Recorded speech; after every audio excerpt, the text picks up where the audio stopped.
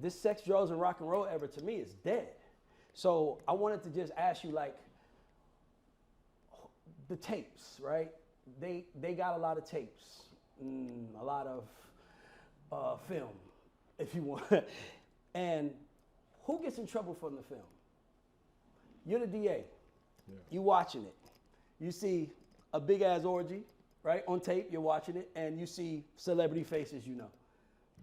How do you view that? Like, should they be worried? Do you want to air them out? Like, what's your strategy after that moment? You see a celebrity on it. Do you air them out? Do you put them on notice and say, hey, tell me what you know? If you don't, like, how does that go? So if other celebrities or other people are on tape and they are actively participating in administering the drugs. No, the sex. Well, I'm getting to that. Okay. Right? But if they are actively participating in the force, coercion, or fraud in order to get the sex, then yeah, they absolutely have some concerns that they should be worried about. The people on the tapes. Right. Yes. But now if the people on the tapes were just participating in the activity. The fun of it all. What they call it. Well, for some people, it doesn't sound like it was fun. It sounded like it was forced and coerced and maybe against their will. But yeah, if some people were just participants, then they might not necessarily have to worry about criminal charges. But you know, obviously, we know that there are two courts. There's the actual court, then there's the court of public opinion. And then they have, they have to worry about their reputations and their careers and whatever fallout may come from being on these tapes. But then I think it's going to boil down to how much they knew about what was actually going on in those rooms. Yeah, because what is illegal about that? If I just came over and it's a good time and I want to have fun, like, what's illegal about that? So I mean, at that time, or is it just public opinion? You can embarrass me and say Ray Danes was there. We got him on tape. Now people associate me with it. Like, I was just looking for the legal ramifications of doing exactly that.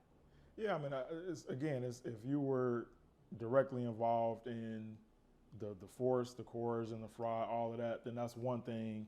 If you were just there for, the fun, as you want to label it as that. I mean, that's another thing that I think the DA will have to iron out those facts out and see what people knew, what roles they played to decide whether or not charges are appropriate for those people. I think Puff made a huge mistake. I think he made a couple huge mistakes, but I think the mistake he made after being locked up was he said, I will not take a plea. To me, I thought that was, and the reason I thought that was a bad move was because now you've committed to fighting everybody. And now you got to kind of fight it out, right? So now it's like... That's the constitutional right he has. He has the right to a trial. Yeah.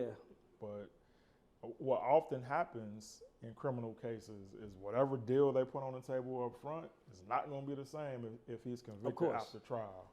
But he might be at the point where he's like, he might as well fight it tooth and nail anyway, because regardless, what he's done in the past, that lifestyle is over. Got you. So you've been a DA. I'm just asking you because that's why I want to speak to you. I know 100 lawyers, but I only know one that I'm close to that actually was in the office that was punishing criminals and also fighting for the laws. By the way, Christian was the guy that was in the rooms trying to get the laws changed to not hurt his community. I just want to say that because I want people to know I'm talking to a real one, right? Not just somebody who's here. Like, I couldn't believe he showed up because I know he's sold like straight up and buttoned up. And I wanted to ask you, if you were the DA, just hypothetically speaking, based on the indictment, what kind of plea do you think you will offer? 20. So that's the offer. You gonna offer 20? But if you said if he's charged, he gets 20. If he goes to trial and gets convicted, he might get life. Really? It depends on what else comes out, depending on what counts they ultimately go forward on. But I mean, there's a difference when, and I appreciate the kind words you just threw at me, there's a difference between making sure that the laws aren't over-criminalizing and over-punishing black folks like we know that they have, right? I mean, if you go back to emancipation and Juneteenth, right after that, black codes are created, which are laws to re-enslave or re-imprison recently freed slaves, where we could be prosecuted for things such as poor living conditions, right? Which was all of us. Like, we were leaving plantations. We had nowhere to go. and it was a way to get that free labor Yeah. or to keep black people in check.